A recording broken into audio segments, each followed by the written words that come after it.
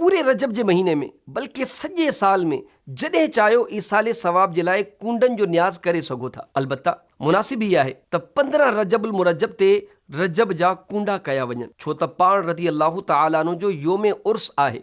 जीअं त फतावा फ़क़ीह मिल्लत जिल्द नंबर 2 सफ़ा नंबर 265 ते आहे। हज़रत सैयदना इमाम जाफ़र सादिक रज़ी अल्लाह तआला अन्हु जो न्याज़ 15 रजब ते करियो त हज़रत जो विसाल 15 ते ई थियो आहे। पिण मकतबतुल मदीना जी मतबूआ किताब शरह शजराए क़ादरिया सफ़ा नंबर 59 ते आहे।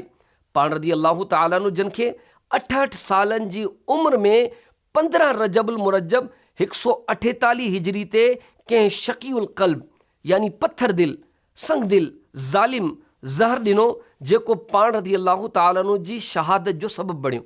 पाण जन जो मज़ार अक़दस जन्नतुल बक़ी मदीने मुनव्वरा में वालिद मोहतरम इमाम मोहम्मद बाक़िर रज़ी अल्लाह तआला अन्हु जन जे पासे में आहे। अल्लाह जी इन्हनि ते रहमत हुजे ऐं इन्हनि जे सदके असांजी बेहिसाब मग़फ़िरत थिए। सिंधी सोशल मीडिया पेज खे लाइक कयो, फॉलो कयो ऐं शेयर कयो।